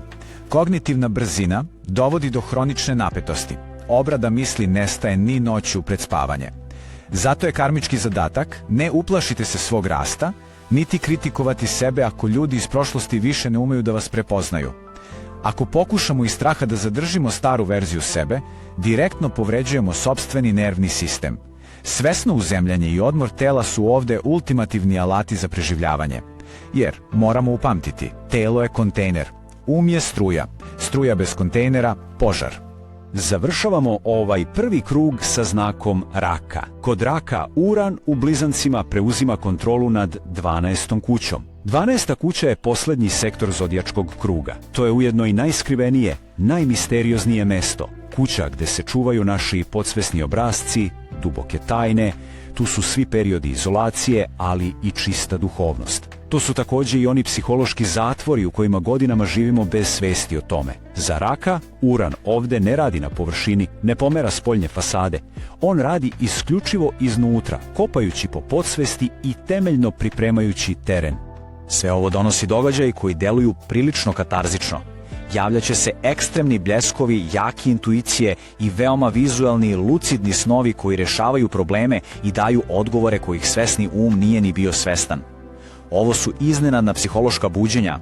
Sve ono što se do sada nalazilo duboko u senci izbijaće na površinu neviđenom brzinom. Tu pre svega govorimo o nezaustavljivom prekidu onih dugogodišnjih toksičnih veza i senke i raspršivanju starih podsvesnih ograničenja. Biće moguća i vrlo nagla oslobađanja od ljudi koji su zapravo dugo, tiho radili protiv osobe ili okončanja davno zapletenih situacija koji su stajale kao neki nevidljivi zatvor. Ceo taj proces dubokog rada na senkama i čišćenja starog temelja jednostavno iziskuje zdrave, svesne periode izolacije. Ovih ključnih 7 godina predstavljaju kritične periode pripreme. Svaki septembar je idealan trenutak za taj dubok, ozbiljan unutrašnji rad, za potpuni zaron u sopstvenu podsvest.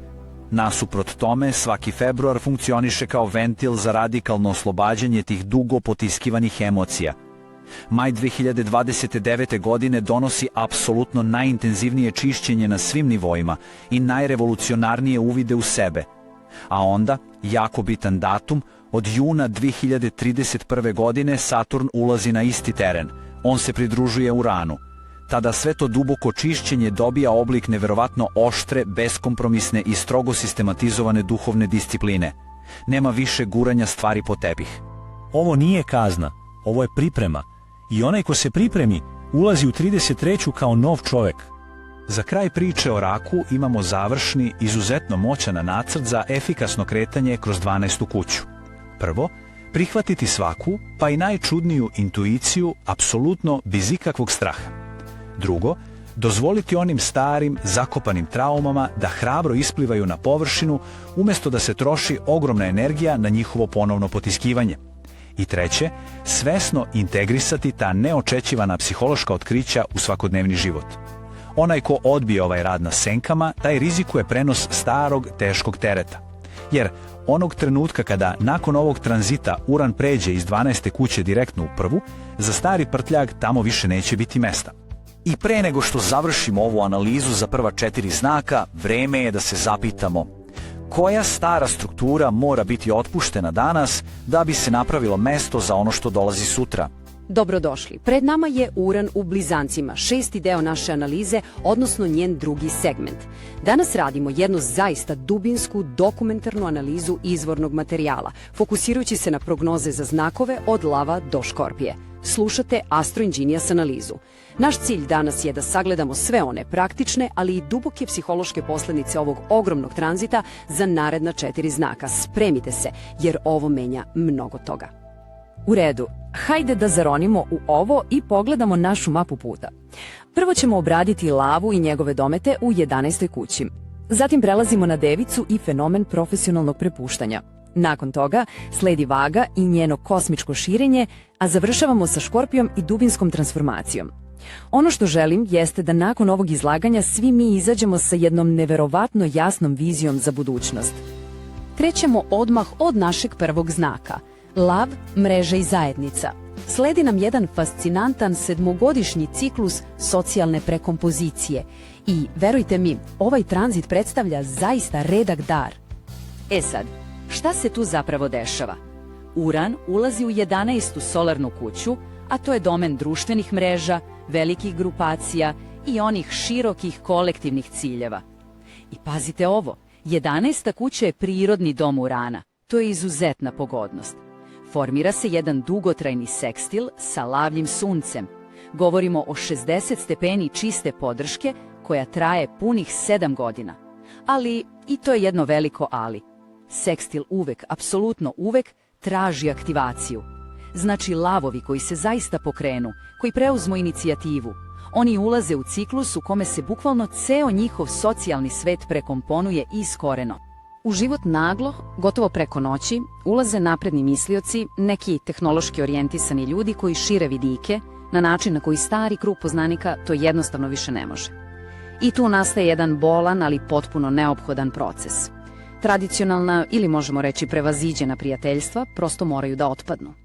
S druge strane, na profesionalnom planu, rad u sferi online zajednica i nekih revolucionarnih startapa donosi zaista neslučajni uspeh. Na jednom dubljem nivou dolazi do prave mutacije ambicija. Oni dugoročni ciljevi doživljavaju potpunu intelektualnu transformaciju, a ono staro, lično zadovoljstvo biva zamenjeno vizijama koje uključuju progres celog društva. I da budemo iskreni, to je možda najteža lekcija za ovaj znak. Naučiti da se moćno predvodi kroz timski rad i osnaživanje cele zajednice, umjesto da se traži isključivo solo pažnja. Hajde da prođemo kroz ključne periode, ovo je jako bitno da se zabeleži. Svaki septembar retrogradni Uran usporava dinamiku i daje savršenu priliku da se preispita ko zaista čini vaš pravi krug ljudi. Zatim, svaki februar direktni Uran pokreće nove mreže i inovativne projekte. Idemo na maj 2029. godine, tada je 11. kuća na svom apsolutnom maksimumu. Od oktobra 2029. Mesećev južni čvor ulazi u blizance i to donosi jedno duboko, pravo karmičko čišćenje. Stara prijateljstva koja više ne služe rastu, otpuštaju se sa neverovatnom jasnoćom. I na kraju, između juna 2032. i maja 2033. godine, traži se da taj društveni uticaj dobije konkretnu formu. Više apsolutno nije dovoljno biti samo vidljiv, potrebno je biti istinski koristan. Ovakve nagle asocijacije neizbežno donose i brze disocijacije. Prijateljstva će se održavati isključivo ako su bazirana na nekom zajedničkom rastu. Čim odnos pređe u stagnaciju, Uran ga jednostavno prekida. Bez ikakvog upozorenja. I lav, koji je po svojoj prirodi lojalan do srži, ovde mora da nauči jednu suštinsku stvar. Lojalnost prema preživljenom odnosu nije vrlina, nego zamka. Svi znamo da je ego lavov najveći dar, ali istovremeno i njegova najveća zamka. Pod ovim tranzitom uči se nešto što ovom znaku možda nije sasvim instinktivno prirodno, a to je da sjaj dolazi i od pomaganja drugim ljudima da zasijaju. 11. kuća nije kuća ja, 11. kuća je kuća mi. Lav koji to zaista shvati postaje pravi vizioner. Onaj ko to ne shvati, nažalost, ostaje sam na pozornici. Sada prelazimo na naš drugi znak. Devica, karijera i prepuštanje. Ono što nam se ovde najavljuje jeste definitivni kraj korporativne monotonije. Devica ovde dobije jedan od najtežih, ali i najvidljivijih aspekata celog ovog tranzita.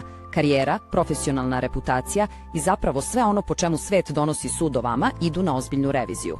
Aspekt koji Uran formira sa devičanim suncem je kvadrat, a kvadrat je, kao što znamo, najnapetiji mogući aspekt u astrologiji. Kvadrat ne pita i apsolutno ne čeka na nečiju spremnost. Devica, znak koji obožava red, dobija planetu koja ne poštuje ni savršenu kontrolu, a kamoli predvidljivost. I upravo tu nastaje glavni suštinski sukob. Narednih 7 godina označavaju definitivan i potpuno nepovratan kraj rigidnih hijerarhija. Uran vas bukvalno izbacuje iz one strukturirane zone komfora nizom profesionalnih nepredvidivosti. To može biti neko impulsivno pokretanje sopstvenog preduzetništva, možda spajanje paralelnih karijera kroz neki hibridni status ili pak integracije naprednih tehnologija u vaš uski domen ekspertize. Društvena uloga se menja iz korena, a devica stiče reputaciju pravog, autentičnog inovatora. Ali, razvija se jedan izuzetno snažan unutrašnji otpor prema tradicionalnim autoritetima. I pazite sad, taj otpor ukoliko nije dobro kanalizovan postaje sabotaža. Ali otpor koji jeste kanalizovan, to postaje preduzetništvo. Ove promene u karijeri mogu potpuno indirektno izazvati i neka neočekivana preseljenja. Jer, znate kako kažu, kad se trese vrh horoskopa, trese se i sam temelj. Da vidimo ključne periode. Svaki septembar donosi profesionalni rebalans, svaki februar donosi jedan potpuno novi karijerni talas. Maj 2029. je prekretnica bez povratka za ozbiljan karijerni zaokret. Zatim, od oktobra 2029. do maja 2030. dešava se karmičko čišćenje onih starih okoštalih radnih obrazaca. A od juna 2032. do maja 2033. Saturn i Uran zahtevaju da ta nova profesionalna verzija dobije jednu vrlo čvrstu formu i konkretan odgovor na pitanje šta je osoba sada zapravo postala. Bilo kakav pokušaj održavanja onog prevaziđenog statusa quo rezultirat će samo ogromnim iscrpljujućim stresom. Pravilo je jasno, ko stane, biva srušen. Ko se kreće, nalazi novo tlo. Jer Uran, vidite, on ne traži od vas jasno odredište. On traži isključivo pokret. Paradoks device pod ovim tranzitom je upravo u tome. Jedina kontrola koja radi jeste kontrolisano prepuštanje.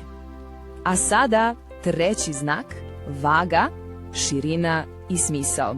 Ovo što sledi je jedan istinski, pravi, kosmički blagoslov i neviđena ekspanzija. Za vagu ovo je period apsolutno neometane ekspanzije. Zašto? Zato što su oba znaka vazdušna i formiraju trigon. Energija tu teče bez ikakvog otpora i bez borbe. Uran prolazi kroz 9. solarnu kuću, a to je onaj uzvišeni domen visokoga obrazovanja, životne filozofije i dalekih putovanja. To je ona kuća u kojoj se osoba suštinski pita zašto živi.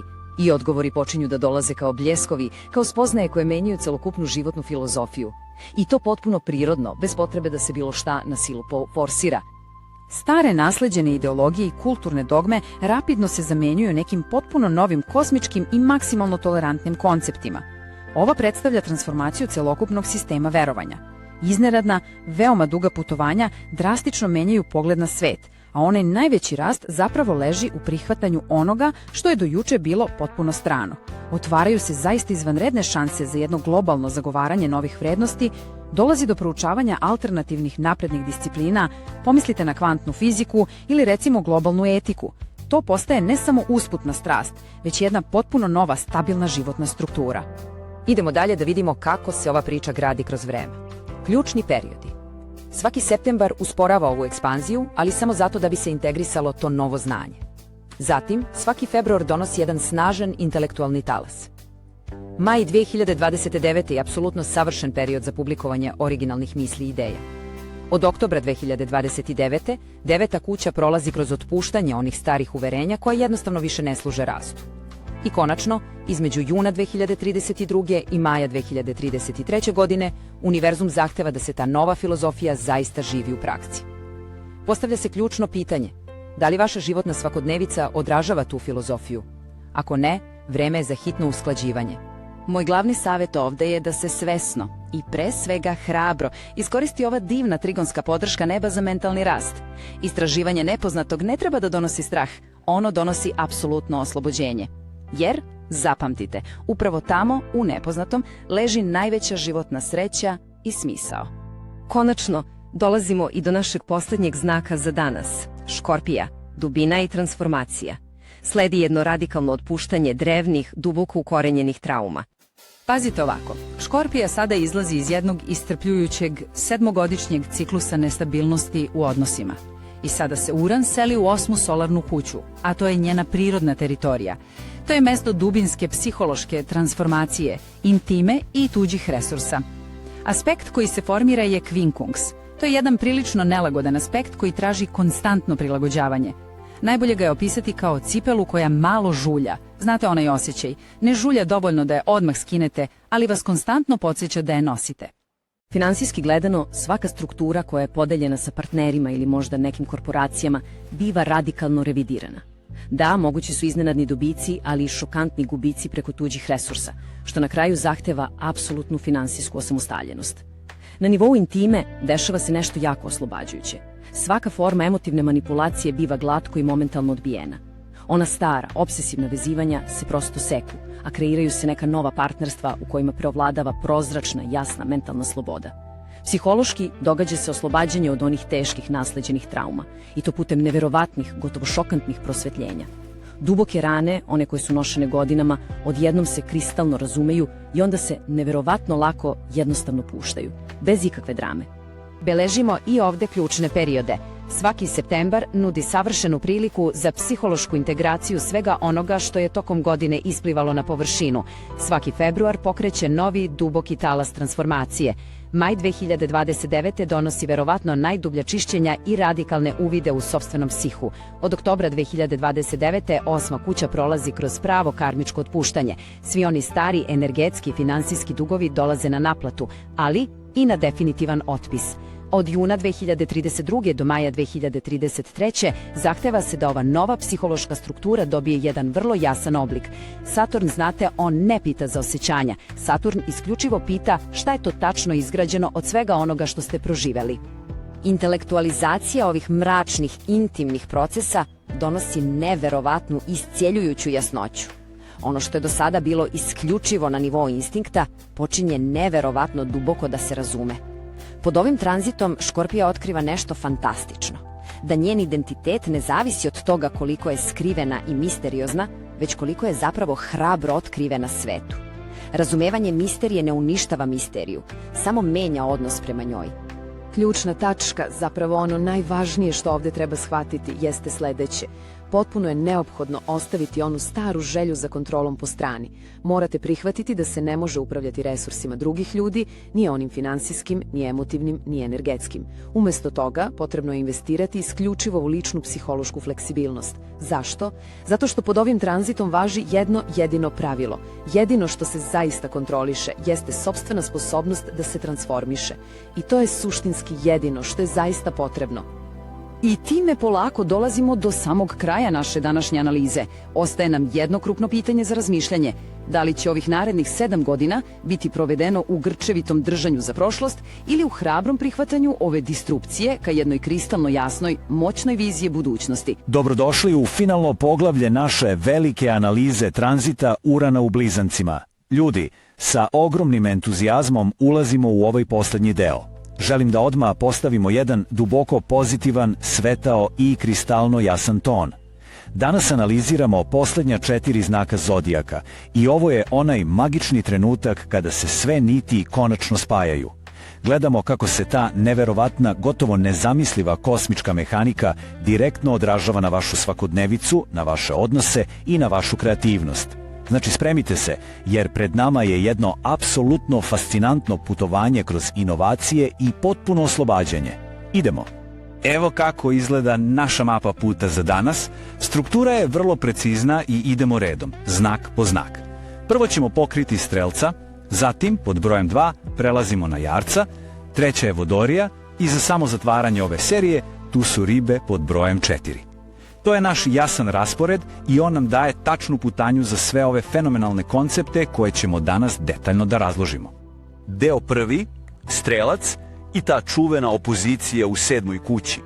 E sad, hajde da zastanemo ovde na trenutak. Opozicija od 180 stepeni koja se dešava u 7. kući, to nije nešto što dolazi polako sa strane, ne. Ona dolazi pravo na vas, direktno i traži apsolutno neodložan odgovor. Ono što se ovde zapravo dešava je jedan dubok suštinski psihološki mehanizam. Svi znamo da je 7. kuća mesto onog najužeg partnerstva, bračnih i ozbiljnih poslovnih veza, to je ono mesto gde formiramo svoj identitet kroz drugu osobu.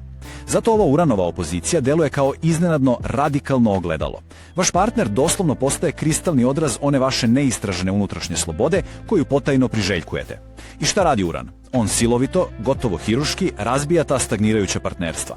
A sve sa jednim ciljem, da otkrije tu vašu duboku, suštinsku potrebu za prostorom, za disanjem.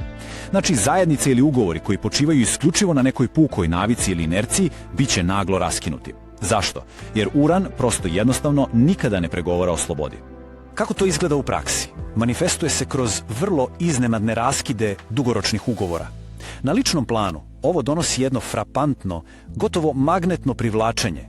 Privlačit ćete visoko nekonvencionalne, genijalne, apsolutno nezavisne partnere koji će iz korena promeniti vašu životnu rutinu. A na onom makroplanu, onaj čuveni nomadski stil Strelca bit će stavljen pred ozbiljan test. Granice globalnog kretanja, sama pravila putovanja, sve će to biti testirano na potpuno nove, neočekivane načine. I da se razumemo, ove nagle promene u odnosima i u kretanju od vas ne traže prilagođavanje, one zahtevaju apsolutnu, ultimativnu fleksibilnost. Zabeležite ove datume, jer ovo je vaša struktura. Svaki septembar donosi retrogradni hod, to je onaj period kada se turbulencije usporavaju i kada dobijate šansu da duboko preispitate svoja partnerstva. Zatim, svaki februar, direktni hod ponovo pokreće nove talase promena. Idemo dalje. Maj 2029. predstavlja konjunkciju Urana sa severnim čvorom. To je apsolutni maksimum intenziteta za vašu 7. kuću. Zatim, od oktobra 2029. do maja 2030. mesečev južni čvor donosi jedno veliko karmičko čišćenje veza. I na kraju ovog ciklusa, od juna 2032. do maja 2033. Saturn stupa na scenu i zahteva da ova potpuno nova partnerska struktura konačno dobije jasnu, čvrstu formu. Opozicija nije kazna, opozicija je najiskreniji učitelj. Sve što ti pokaže već je u tebi. Deo drugi. Jarac. i vrlo specifičan kvinkunks u 6. kući. Kada pričamo o kvinkunksu, pričamo o jednom upornom trenju od 150 stepeni. I to trenje je ovde usmereno direktno na vašu svetinju, na predvidivu dnevnu rutinu i strukturu rada. Ova nemilosrdna distorzija se, verujte mi, vrlo jasno manifestuje i fizički i psihički. Nepredvidive promene u vašoj dnevnoj strukturi bukvalno dekonstruišu ono što ste do juče smatrali potpuno nepromenljivim. E sad, pošto uran doslovno, i mislim bukvalno, naelektriše svaku ćeliju u vašem telu, svesna zaštita nervnog sistema je ovde neophodna. Ne preporučljiva, nego neophodna. Boravak na svežem vazduhu, kontakt sa prirodom i ono apsolutno isključivanje od tehnološkog i radnog stresa, to sada postaje vaš glavni imperativ kako biste održali balans. A na poslovnom planu, ključna tačka ovde je radikalna dekonstrukcija karijere kakvu poznajete. Očekuje se jedan nagli prelazak na rad na daljinu i ulazak u takozvanu gig ekonomiju. Zaboravite staru hijerarhiju, ovo apsolutno nije vreme za to. Implementacija moderne tehnologije i veštačke inteligencije dovodi do nezamislivih skokova u vašoj produktivnosti, ali istovremeno javit će se i snažne, gotovo buntovničke pobune protiv onog rutinskog odrađivanja poslova i besmislene, monotone birokratije. Vaša najveća prednost u ovom novom poslovnom svetu biće upravo prihvatanje tih najmodernijih alata umjesto opiranja inovacijama. Evo ključnih datuma za jarčeve, pratite pažljivo. Septembar donosi onu neophodnu pauzu u haotičnoj rutini, čisto da biste uradili rebalans. S druge strane, svaki februar pokreće potpuno nove talase radnih procesa. Maj 2029. označava vrhunac radne metodologije, to je onaj pravi, prelomni trenutak za promenu načina rada. Zatim, od oktobra 2029. do maja 2030. dešava se ozbiljno karmičko čišćenje vaših radnih navika. Otpuštate sve ono što više ne radi. I konačno, od juna 2032. do maja 2033. Saturnov uticaj dolazi da uspostavi jedan novi, mnogo stabilniji red i da čvrstu formu tom vašem novom radnom modelu. Fleksibilnost na poslu nije slabost. Pod ovim tranzitom, fleksibilnost je jedini oblik snage koji funkcioniše. Treći deo donosi jedno ogromno, ali zaista ogromno podizanje energije. Prelazimo na Vodoliju i fantastičan trigon u 5. kući. Ljudi, ovde se događa nešto izuzetno retko.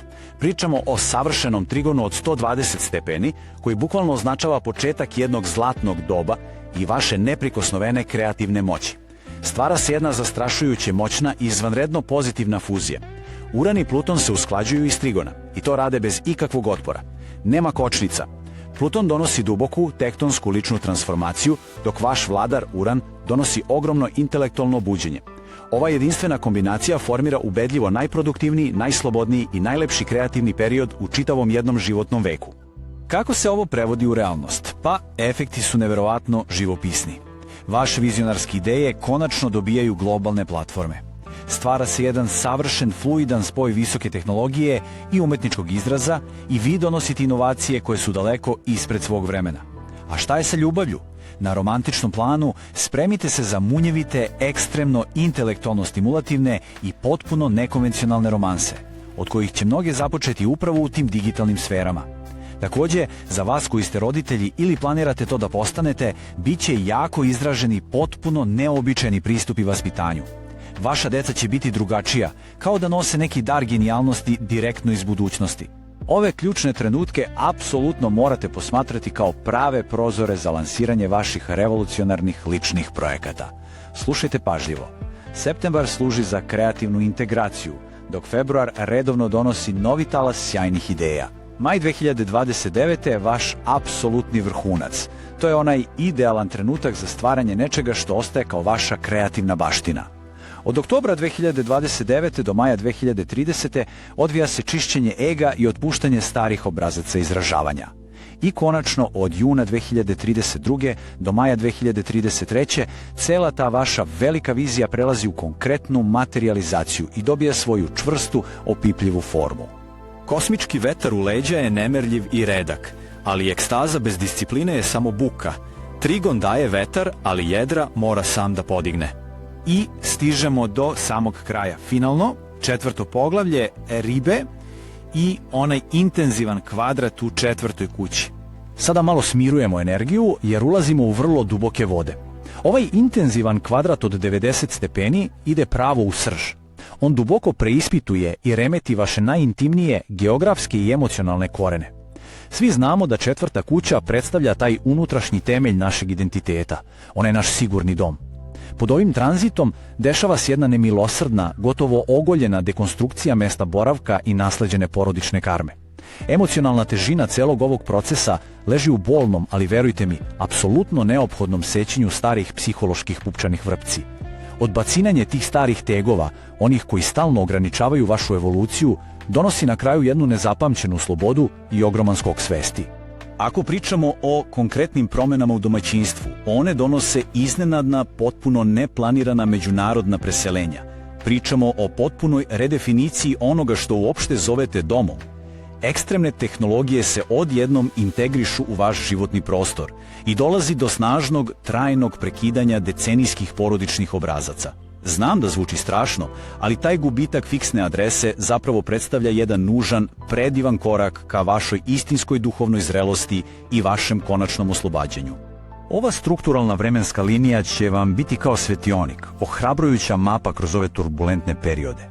Septembar je tu da vam omogući lagano emocionalno procesuiranje svih tih promena. Februar, sa druge strane, donosi konkretne promene u vašem životnom prostoru. Maj 2029. je vrhunac radikalnih preselenja. To je onaj glavni pik za ribe. Zatim od oktobra 2029. do maja 2030. dešava se duboko sentimentalno čišćenje. Odbacujete apsolutno sve što više ne predstavlja vaš istinski dom. Od juna 2032. do maja 2033. taj vaš novi, kristalno jasni koncept doma i lične sigurnosti napokon dobija svoju trajnu formu. Dom nije adresa, dom je stanje. Stanje unutrašnjeg mira koje nosiš sa sobom gde god da odeš. Kao što reka uvek pronađe more, tako i ribe uvek pronađu dom. Samo što dom ovog puta nije kuća, dom je mir. Kada se sve poznate spoljašnje strukture sruše, ostaje ono glavno suštinsko pitanje o kojem želim da razmislite na samom kraju ove naše serije. Da li je apsolutni unutrašnji mir zaista jedino mesto koje se zapravo može nazvati domom? Hvala vam što ste pratili ovu obimnu analizu i vidimo se u sledećem objašnjenju tranzita.